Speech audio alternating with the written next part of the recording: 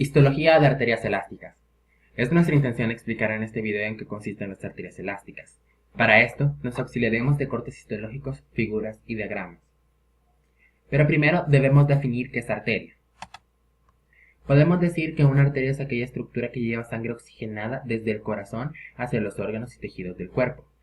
Sin embargo, esta condición no es cumplida o no se aplica al tronco arterioso pulmonar, ya que éste lleva sangre pobre en oxígeno hacia los pulmones. Entonces, también podemos definir arteria como aquella estructura que abandona el corazón desde los ventrículos y que distribuye la sangre en el organismo. Las arterias tienen cierta clasificación.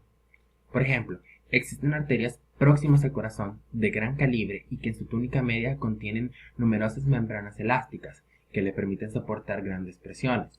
Estas arterias son conocidas como, valga la redundancia, arterias elásticas. Entonces, acá podemos comparar una arteria elástica con una arteria muscular y con las arteriolas. Podemos ver que las arterias elásticas tienen una gran cantidad de músculo contenido en sus túnicas medias, que como ya dije, funcionan para soportar grandes presiones. El mejor caso es el de la arteria aorta, que en el momento de la sístole recibe una presión de 120 milímetros de mercurio, presión necesaria para llevar la sangre a donde sea necesaria. Las arterias elásticas, al igual que todos los vasos de mayor diámetro que los capilares, tienen tres zonas tisulares o tres túnicas diferenciables. Está la túnica interna o íntima, la túnica media y la túnica externa o adventicia. La túnica íntima está compuesta principalmente por endotelio, tejido subendotelial y una lámina elástica interna. El endotelio tiene funciones especializadas. Secreta sustancias como los factores de crecimiento y sustancias vasodilatadoras y vasoconstrictoras. Tiene un gran efecto sobre la presión arterial y juega un papel importante evitando la formación de trombos. Es por esto que las disfunciones del endotelio pueden producir diversas enfermedades como la arteriosclerosis, la hipertensión arterial, sepsis, trombosis, vasculitis y hemorragia. También tenemos la túnica media, que representa el mayor porcentaje de la pared del vaso.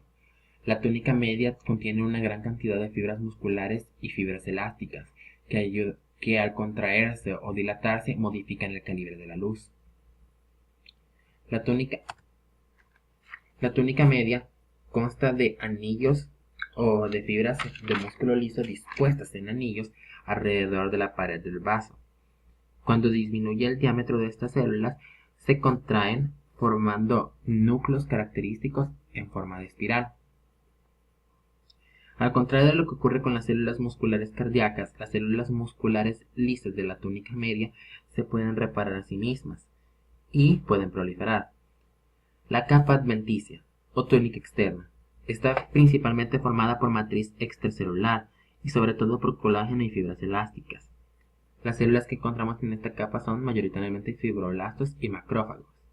Además, podemos observar que contiene el vaso vasorum y el nervio vasculitis, que vendrían a ser los vasos que llegan las paredes de los vasos sanguíneos y las terminales nerviosas que le dan inervación a estos vasos. Y por último podemos utilizar esta imagen a modo de conclusión.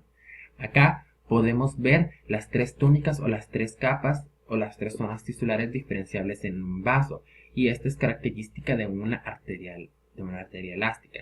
Esto lo podemos notar debido a la gran cantidad que representa la túnica media en este corte histológico. Entonces, primero iniciemos con la túnica interna. Como habíamos dicho, el componente principal de la túnica interna son las células endoteliales que tienen funciones especializadas secretando sustancias importantes para mantener la homeostasis, así como que el defecto en esta túnica puede provocar diversas enfermedades. Luego tenemos la túnica media, que como dijimos, tenía muchas fibras musculares de músculo liso que dispuestas en forma de anillo alrededor de la pared del vaso. Eran estas fibras que bajo el efecto de las sustancias producidas por el endotelio podían contraerse o dilatarse provocando la modificación del calibre de la luz. Por último, tenemos la capa adventicia o túnica externa. la cual es tejido conjuntivo que contiene el vaso vasorum y el nervi vascularis.